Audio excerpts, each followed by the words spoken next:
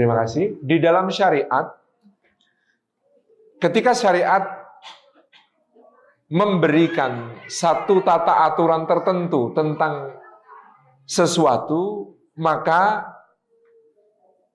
kebaikan dan keburukannya ditimbang itu menurut berbagai aspek. Maksud saya begini, saya tadi menjelaskan betapa mulianya pernikahan dan betapa besarnya keutamaan untuk menjaga pernikahan. Bagaimana dengan yang bercerai? Nah, ini ada pembahasan khusus. Kalau syariat memberi pintu perceraian itu adalah sesuatu yang juga diperkenankan dan ada ketentuan-ketentuannya, berarti di situ perceraian adalah satu bentuk syariat yang diberikan Allah untuk menjadi solusi bagi satu permasalahan yang tidak dapat diselesaikan dengan mempertahankan pernikahan. Artinya, ada kondisi di mana mempertahankan pernikahan, berjuang untuk kebaikannya itu adalah sesuatu yang sangat baik. Tetapi ada kondisi di mana bercerai lebih utama. Nyun sewu, biasanya saya membagi persoalan pernikahan itu dua.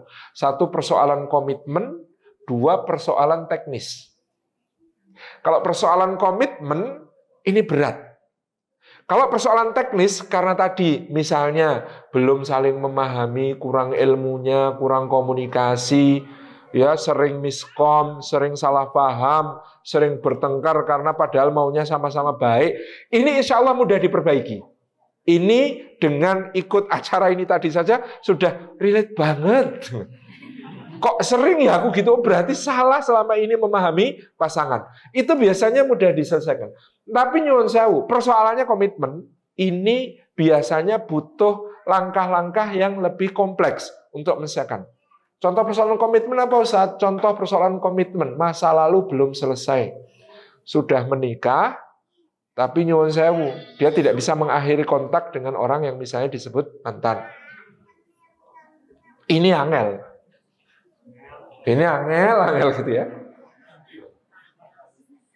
Karena memang menikah itu kan membentuk neraca baru ya dalam ukuran-ukuran. Nyuwun sewu. Ada yang teknis tapi ada yang komitmen. Dulu sebelum menikah ya fansnya banyak, sering berkomunikasi di WA macam-macam, sampai misalnya sebagai ikhwan WA-nya itu kayak asrama putri gitu. Penghuninya banyak gitu ya. Begitu menikah kan itu harus diselesaikan. Kalau itu tidak nyaman bagi istrinya, ya harus cut. Kan gitu. Kan ini ada standar untuk memberi kenyamanan kepada pasangan. Aku masih boleh nggak komunikasi sama teman-temanku yang akhwat yang ini? Enggak. Jangan dong, aku masih terganggu kalau begitu. Oke, kalau begitu ya, blok, selesai. Atau pamit baik-baik izin ya. Mohon maaf karena saya sudah menikah, tidak mungkin lagi berkomunikasi intens dengan perempuan selain istri saya begini-begini, saya pamit. Clear. Tapi itu nggak bisa, misalnya gitu. Wah, nggak bisa, memutus silaturahmi kan dosa. Wes, pokoknya alasannya macam-macam, tetapi di situ kita menemukan komunikasi tidak sehat. Godain sampai naudzubillah misalnya membicarakan hal-hal yang sangat-sangat private gitu ya dengan orang lain, ya itu masalah. Nyun sewu, selingkuh, KDRT. Selingkuhnya bukan khilaf sengaja. Kemudian kepada istrinya justru KDRT. Misalnya, ini kan persoalan yang sebenarnya suami seperti ini misalnya, kok ini saya jadi kayaknya ngalahin suami terus yang salah kok. Selana terus ya enggak ya. Misalnya pasangan yang semacam ini, baik itu istri atau suami, ya, kan harus diberi ultimatum dan diberi waktu. Misalnya selesaikan dalam sebulan. Udah habis itu nggak boleh macam-macam lagi, nggak boleh anak-anak lagi. Semua.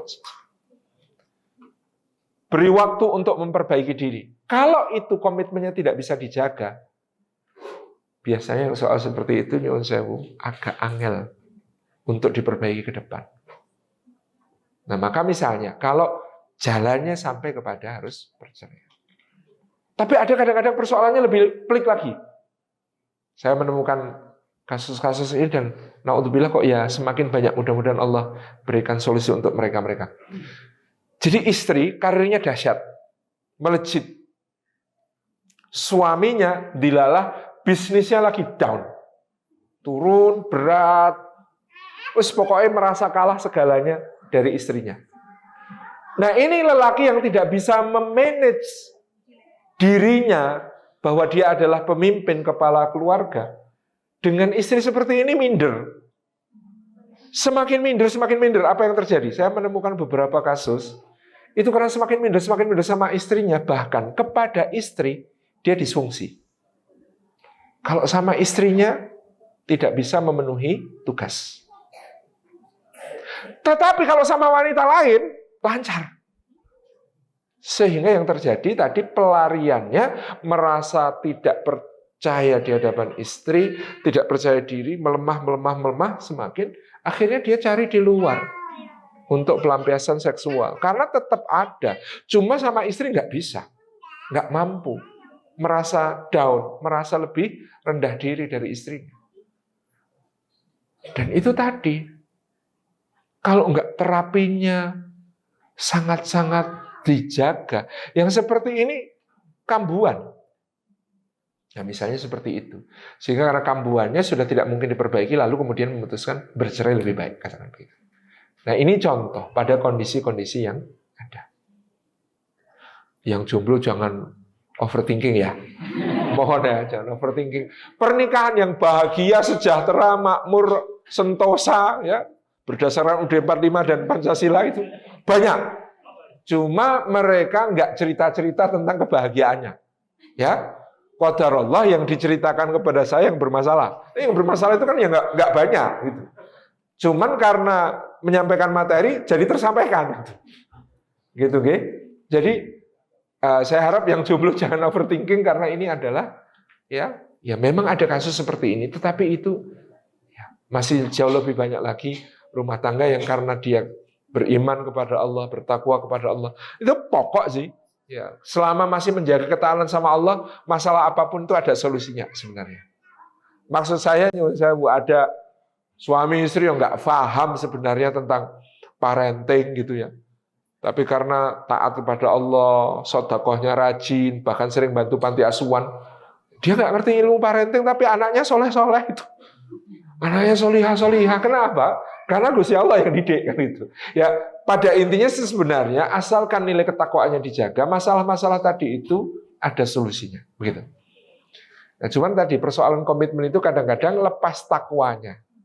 Ya, karena tadi godaan-godaan di luar macam-macam, subhanallah, itu yang terjadi. Jadi ya, saya ingin menyampaikan bahwa ya kadang-kadang ada kondisi di mana perceraian itu lebih baik daripada bertahan. Apalagi misalnya salah satunya sudah menjadi korban KDRT, begini-begini, disakiti terus, lahir batin. Yang itu sudah tidak kondusif bagi dia, apalagi untuk menjaga anak-anaknya. Ya, anak-anaknya menyaksikan, anak-anaknya terpengaruh secara mental, anak-anaknya ikut sedih, anak-anak ikut stres. Nah, kadang-kadang yang seperti ini berpisah lebih baik. Saya kemarin menangani kasus di mana saya nggak bisa, Ustaz, ketika suami saya minta uang saya untuk memenuhi kewajiban utangnya yang banyak di mana-mana. Selama saya jadi istrinya, saya nggak akan mungkin melarang dia ngambil duit saya, nyolong tabungan saya nggak akan kemudian bisa marah karena dia suami saya. Tapi saya tahu dengan begitu saya mengancam masa depan anak saya, mengancam masa depan saya sendiri. Gimana Ustaz? Apakah saya salah kalau saya mengajukan cerai?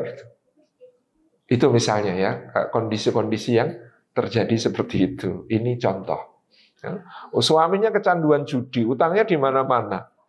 Selama jadi istrinya, ketika suaminya ngambil duit, ya dia nggak bisa nolak. Wong itu memang uangnya keluarga gitu kan. Tapi kan dia membahayakan masa depan anaknya, membahayakan dirinya. Maka dia kemudian memilih, saya cerai. Yus, pilih. Itu contoh ya. Ini tadi kok jadi sampai ke situ tadi. Intinya syariat ini ada solusi untuk semua masalah, meskipun solusi itu tidak selalu ideal, gitu ya. Jadi syariat Islam itu berusaha untuk memberi solusi kepada segala masalah, meskipun di kondisi yang paling tidak ideal. Ini berbeda misalnya dengan agama Katolik, itu melarang yang namanya perceraian secara mutlak. Karena ada ayatnya, apa yang sudah dipersatukan oleh Tuhan tidak boleh dipisahkan oleh manusia. Contoh. Tapi kondisi-kondisi seperti tadi kan jadi tidak ada solusi dan terdolimi, banyak yang pihak terdolimi. Contoh, maka syariat Islam itu kok ada syariat tentang perceraian sih Ustaz? Nakut-nakutin aja kita yang jomblo, nikah aja belum sudah dijelaskan tentang perceraian gitu. Ya karena memang tadi, karena syariat ini berusaha untuk menjawab segala aspek masalah.